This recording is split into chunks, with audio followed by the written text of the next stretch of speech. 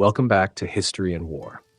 In today's episode, we will explore the Siege of Uxellodunum, the final major conflict of Julius Caesar's conquest of Gaul.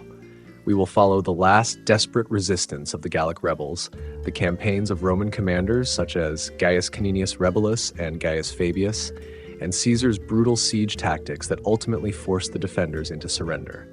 Finally, we will examine the harsh punishment that followed and how the fall of Uxellodunum marked the true end of the Gallic Wars, just before Caesar marched toward the Roman Civil War. While Julius Caesar was occupied with suppressing the Bellovaci in northern Gaul, another dangerous situation was developing in the south. Gaius Caninius Rebilus received urgent reports from Dracius, a pro-Roman leader of the Pictones tribe who had remained loyal to Rome even as part of his people revolted. Through letters and messengers, Dracius warned that a large enemy force had gathered within the territory of the Pictones. In response to the growing threat, Caninius swiftly marched toward the town of Lemonum. As Caninius advanced toward Lemonum, prisoners captured along the way informed him that Dracius had been trapped inside the town by several thousand warriors commanded by Dumnacus, leader of the Andes tribe. They also reported that Lemonum was already under siege. Recognizing that his relatively small force was too weak to confront the enemy directly, Caninius avoided an open battle and instead established his camp in a strongly defended position. When Dumnacus learned of Caninius' arrival, he redirected his entire army against the Roman legions and prepared to assault their camp. For several days, his forces repeatedly attacked the Roman defenses, but failed to break through the fortifications, suffering heavy losses in the process. Unable to penetrate the camp's defenses, Dumnacus eventually abandoned the assaults and turned his attention once more to the siege of Lemonum. At the same time, Gaius Fabius was restoring Roman authority across several Gallic states, securing their loyalty by demanding hostages as guarantees of submission. During these operations, he received letters from Caninius describing the situation among the Pictones and the siege of Lemonum. Realizing the seriousness of the crisis, Fabius immediately marched to assist Dracius. When Dumnacus learned that Fabius was approaching, he abandoned hope of maintaining the siege safely. He realized that he could not simultaneously face a Roman army advancing from outside the town while also guarding against a possible attack from Dracius and the defenders within Lemonum. As a result, Dumnacus hastily withdrew from the area with all his forces. However, he did not believe his army would be truly safe until it had crossed the Loire River, whose deep waters made it difficult to cross anywhere except by bridge. Although Gaius Fabius had neither seen the enemy nor linked up with Caninius, he relied on information provided by local guides familiar with the terrain and correctly concluded which route the retreating forces would most likely take. Acting on this judgment, he marched his army toward the bridge across the Loire. At the same time, he instructed his cavalry not to ride too far ahead of the legions, ensuring that they could return to the same camp by nightfall without exhausting their horses.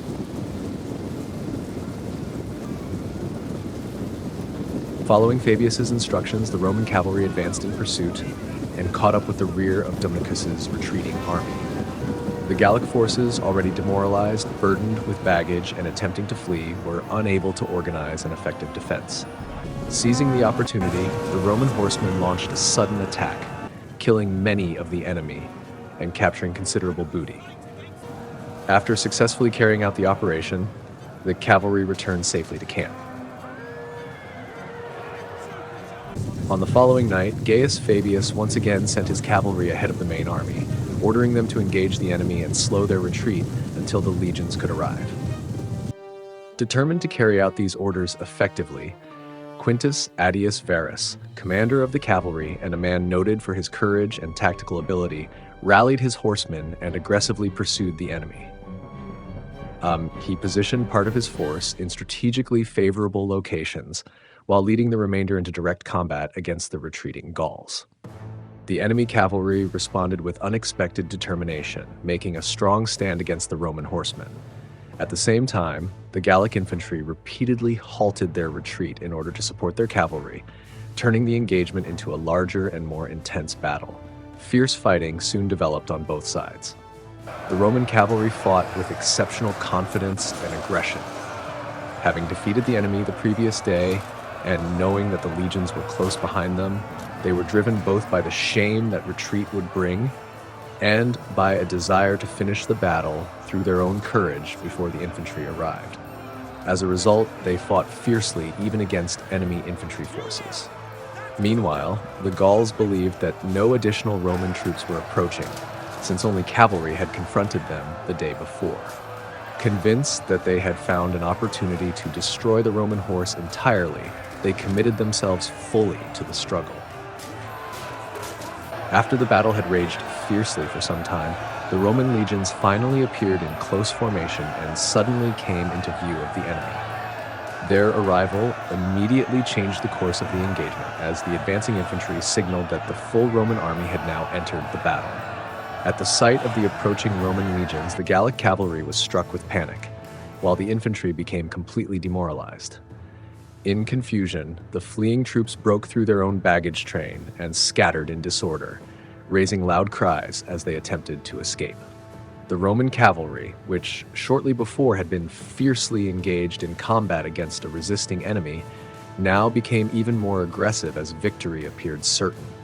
Shouting triumphantly from every side, they surrounded and pursued the retreating Gauls.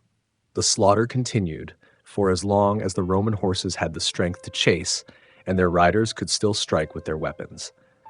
By the end of the battle, more than 12,000 enemy warriors had been killed, including many who discarded their arms in fear while fleeing.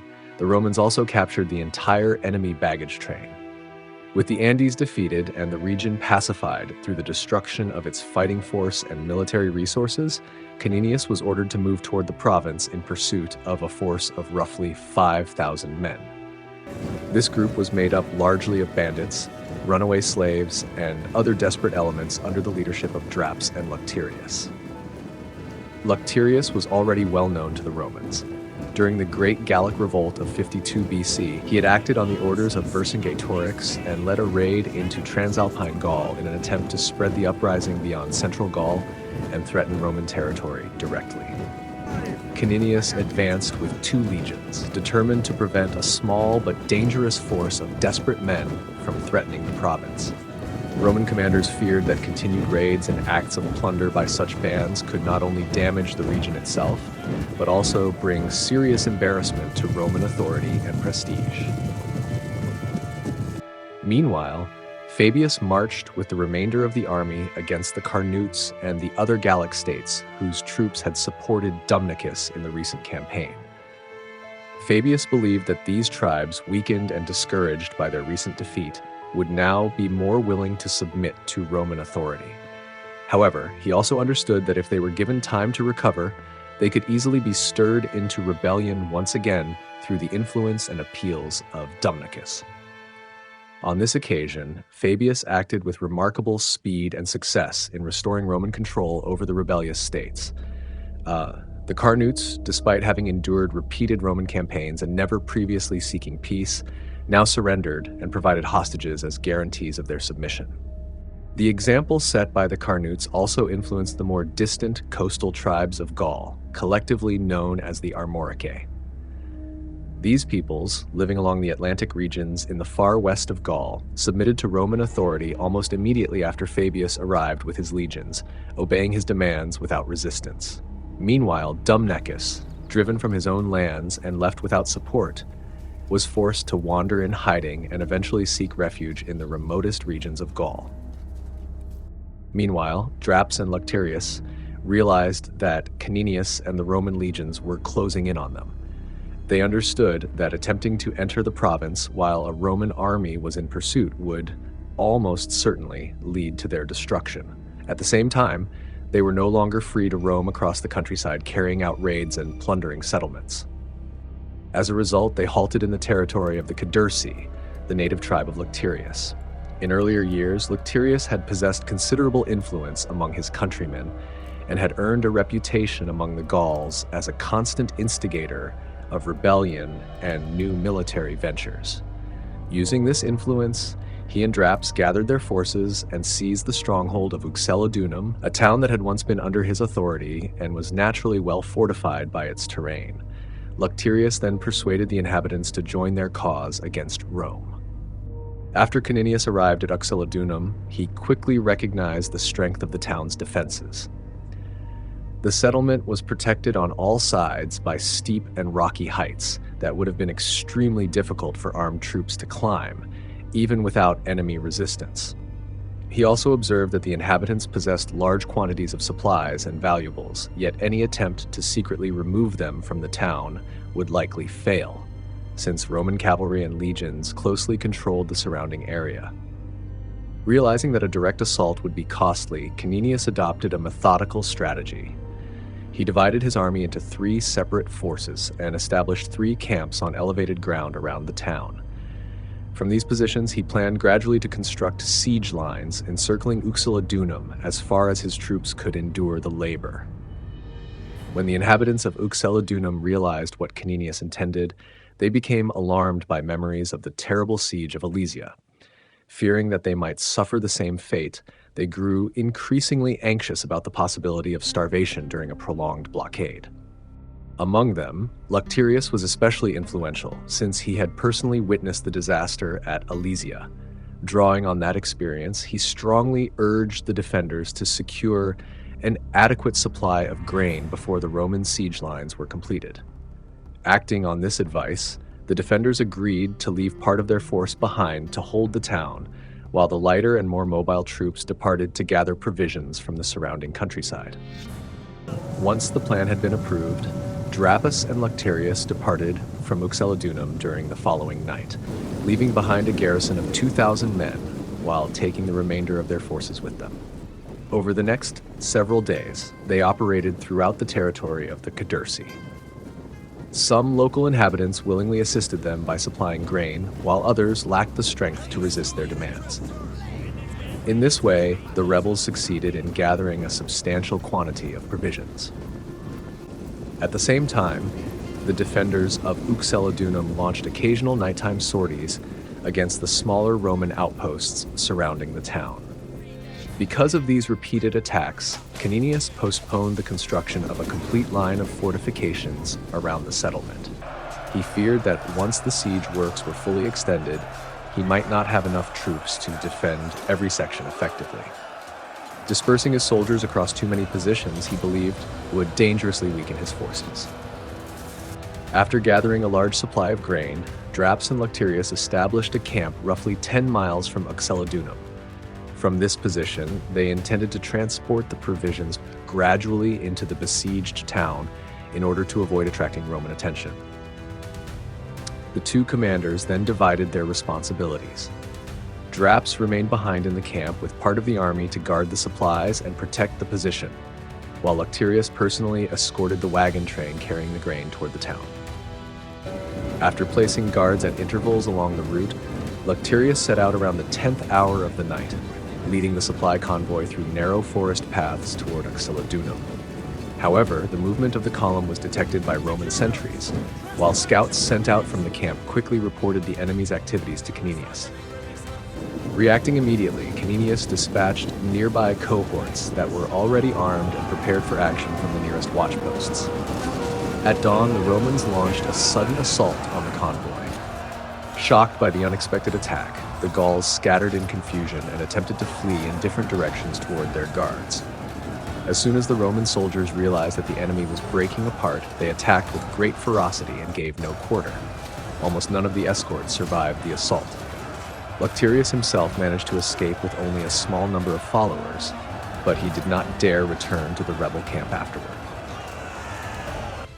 Following this successful attack, Caninius learned from captured prisoners that another portion of the rebel force remained encamped nearby with Drappes less than 10 miles away. After receiving confirmation of this information from several sources, he concluded that the enemy would probably be shaken and demoralized by the defeat of Lucterius's detachment and could therefore be overcome with relative ease. Caninius also considered himself fortunate that none of the fleeing Gauls had managed to escape back to Drappes' camp after the massacre. As a result, Drappes still remained unaware of the disaster that had struck his allies and was unprepared for an immediate Roman attack. Seeing little risk in taking immediate action, Caninius sent forward all his cavalry along with the German infantry against the enemy camp. He left one legion divided among the 3 Roman camps surrounding Uxellodunum, while personally leading the other legion forward without baggage in order to move as quickly as possible. As he approached the enemy position, scouts reported that the rebels had established their camp in low ground beside a river, following a common Gallic practice, while the nearby high ground had been left undefended. They also informed him that the German cavalry and infantry had already launched a sudden assault on the camp, and that fighting had begun. After receiving this report, Caninius rapidly advanced with his legion drawn up in battle formation. At a sudden signal, Roman troops moved simultaneously to seize the surrounding high ground, cutting off the enemy's position near the river. When the German cavalry saw the Roman standards approaching, they renewed the attack with even greater determination. Soon afterward, the Roman cohorts closed in from every direction and overwhelmed the rebels. The enemy force was almost entirely destroyed, with many killed and the rest captured. The Romans also seized a large amount of booty from the camp. During the battle, Drappes himself was captured alive. Having achieved such a decisive success with scarcely any Roman casualties, Caninius returned to continue the siege of Uxellodunum. With the enemy forces outside the town now destroyed, the danger that had previously prevented him from fully extending his siege works no longer existed. He therefore ordered the fortifications and encirclement lines around the town to be completed on every side. On the following day, Fabius arrived with his forces to reinforce the operation and assumed responsibility for maintaining the siege on one section of the encirclement. Meanwhile, Julius Caesar left Mark Antony with 15 cohorts in the territory of the Bellovaci to maintain Roman control, while he himself traveled across Gaul to restore stability after the recent uprisings. Moving from region to region, Caesar combined calculated generosity with selective acts of severity in order to secure the loyalty of the tribes. Among the Carnutes, he ordered the arrest of Gututorvatus, who was believed to have played a leading role in the recent rebellion. Responding to the demands of his soldiers, Caesar had him executed more majorum, according to ancestral custom, by scourging him to death and then beheading him. According to later accounts, Caesar chose to punish Gututorvatus personally in order to avoid imposing collective punishment on the entire Carnute people. After receiving reports from Caninius regarding the situation at Uxellodunum, Julius Caesar placed Quintus Calenus in command of the 2 legions that remained with him and ordered him to follow at a normal marching pace. Caesar himself, however, took only his cavalry and rode ahead rapidly to support Caninius as quickly as possible. By this stage, Caesar believed it was essential to crush all remaining resistance without delay. The Gauls were well aware that his command in Gaul would last only one more summer, and he feared they might conclude that if they could continue resisting a little longer, Roman rule might eventually collapse. For that reason, Caesar resolved to make a harsh example of the rebels gathered at Uxellodunum, particularly the bands of armed outlaws and insurgents who continued to challenge Roman authority. When Julius Caesar arrived unexpectedly at Uxellodunum, he found that the town had already been effectively enclosed by Roman siege works, leaving the defenders with no realistic chance of escape. However, deserters also informed him that the inhabitants still possessed abundant supplies of grain, meaning that the town could potentially endure a lengthy siege unless more decisive measures were taken. Caesar therefore decided to cut off the defenders' access to water. Beneath the mountain on which Uxellodunum stood ran a river through the valley, almost encircling the steep and rocky height occupied by the town. Because the river flowed deep below the mountain, the terrain made it impossible for the Romans to divert its course by digging channels or drains. However, access to the river from the town was extremely difficult. The paths descending toward the water were steep and dangerous, and Caesar realized that if Roman troops controlled these approaches, the defenders would struggle to reach the river safely or return to the town without exposing themselves to attack. Recognizing this advantage, Julius Caesar stationed archers and slingers overlooking the descent routes and positioned siege engines at the more accessible approaches. By doing so, he attempted to prevent the townspeople from collecting water from the river. The pressure became so effective that the defenders were eventually forced to rely on a single remaining water source. Near the walls of Uxellodunum, there was a powerful natural spring on the one side of the hill that was not protected by the river for a distance of roughly 300 feet. While most of the Roman commanders merely wished that the defenders could somehow be cut off from this vital water source, Julius Caesar alone believed it could actually be achieved, despite the considerable danger involved. To accomplish this, Caesar ordered siege galleries to be advanced toward the mountain opposite the spring, while a large earthwork mound was constructed at the same time. The work required enormous effort and was carried out under constant skirmishing, as the defenders repeatedly attempted to disrupt the Roman engineers and laborers. At the same time, Julius Caesar ordered another group of engineers to construct a tunnel system directed toward the source of the same spring. Working underground, the Romans aimed to cut off or divert the water supply feeding the spring, thereby depriving the defenders of their last reliable source of fresh water. Once the Roman siege engines began bombarding the approaches leading to the spring, the defenders of Uxellodunum could no longer collect water without exposing themselves to extreme danger. As access to the spring became increasingly restricted, thirst spread throughout the town. Not only did many of the animals kept for food and labor begin to die, but a large number of the inhabitants also perished from lack of water. Driven to desperation by the worsening water shortage, the defenders of Uxellodunum attempted a dangerous countermeasure against the Roman siege works. They filled barrels with tallow, pitch, and dry wood, set them ablaze, and rolled them down the steep slopes onto the Roman fortifications below. At the same time, the townsmen launched fierce attacks against the Roman positions in order to prevent the soldiers from extinguishing the spreading fires. The flaming barrels crashed into the siege galleries and earthworks, quickly setting large sections of the siege structures ablaze. Everything in their path caught fire as the burning material rolled down the hillside.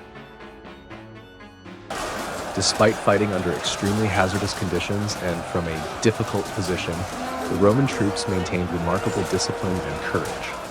The battle took place on elevated ground in full view of the army, and loud cries rose from both sides as the struggle intensified.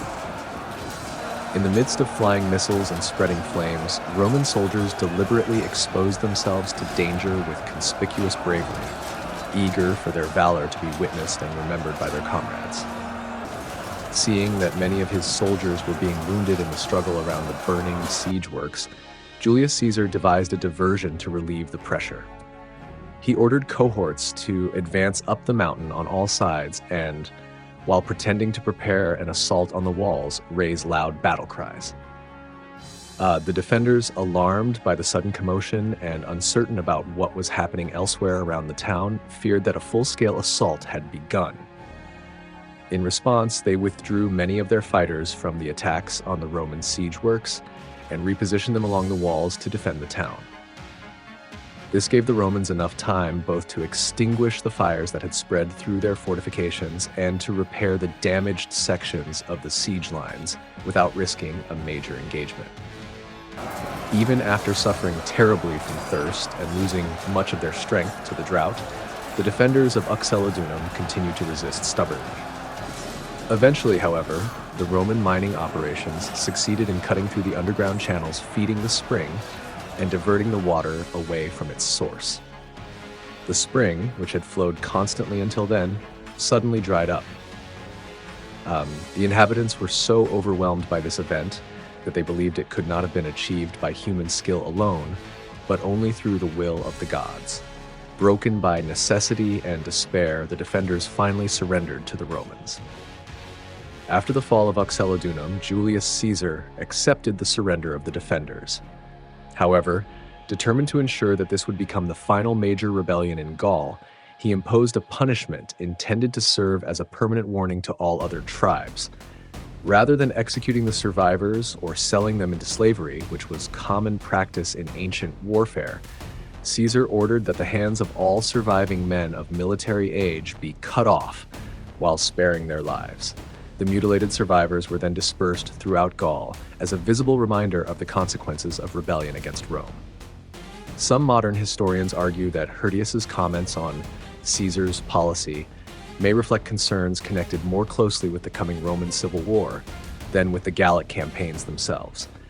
Yet, such interpretations can overlook the broader political strategy Caesar had already pursued in Gaul. Earlier in the narrative, Hirtius repeatedly describes Caesar showing leniency toward tribes that surrendered willingly, encouraging other communities to submit peacefully rather than continue resistance. Caesar's aim after achieving military victory was not simply conquest, but the creation of a stable political order by convincing influential Gallic leaders that cooperation with Rome was more beneficial than rebellion. The effectiveness of this strategy became clear shortly afterward, when Lucterius, who had escaped after the siege, was handed over to the Romans by another Gallic noble from the Arverni. This showed that many Gallic leaders now preferred cooperating with Rome rather than continuing to fight it. After suppressing the final pockets of revolt, Caesar took 2 legions and marched into Aquitania, a region he had not previously visited in person during his campaigns. Concluding that Gaul had finally been pacified with no further uprisings emerging, Caesar departed with the Legio XIII Gemina for Italy.